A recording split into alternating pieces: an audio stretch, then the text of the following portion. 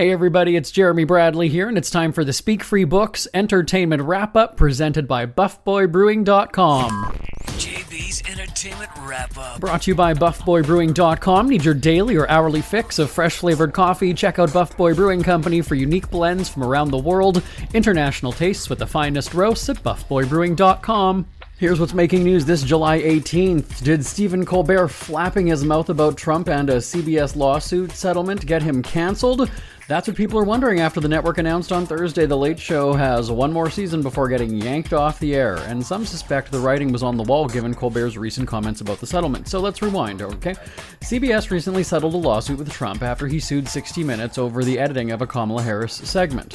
Most people in the media, including Colbert obviously, disagreed, saying that 60 Minutes did nothing wrong, so for CBS to settle, in the midst of CBS being sold to a company called Skydance, whose merger needs approval from Trump's FCC, was a cowardly move. In the end, CBS agreed to pay $16 million that Colbert on his show on CBS called a, quote, big fat bribe.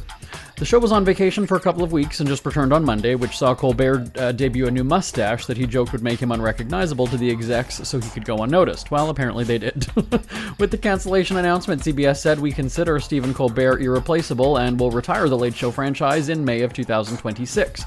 We are proud that Stephen called CBS home. This is purely a financial decision against a challenging backdrop in late night. It is not related in any way to the show's performance, content, or other matters happening at Paramount." CBS is also suggesting it's getting out of the late night game entirely. Remember, James Corden's Late Late Show was canceled, and then the short-lived replacement game show After Midnight, whatever that is, was canceled after 2 seasons and just wrapped up last month, even though it was initially renewed for a third.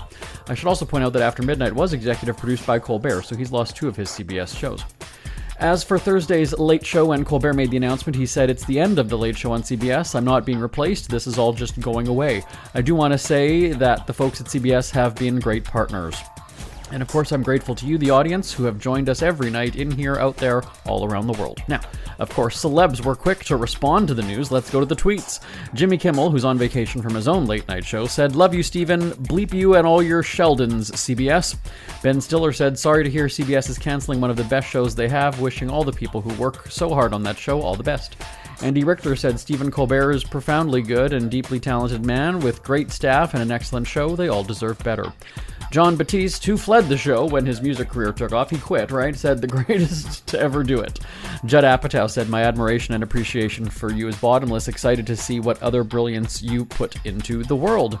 Rachel Zegler said, "I'm extremely sad. I adore you, Stephen." Severance star Adam Scott wrote, "Love you, Stephen. This is absolute bull bleep, and I, for one, am looking forward to the next 10 months of shows." Jamil Hill wrote, "I'm not crazy for thinking that this was related to Colbert criticizing the network, am I? Also, something I've thought about, Trump put pressure on CBS to cancel Colbert."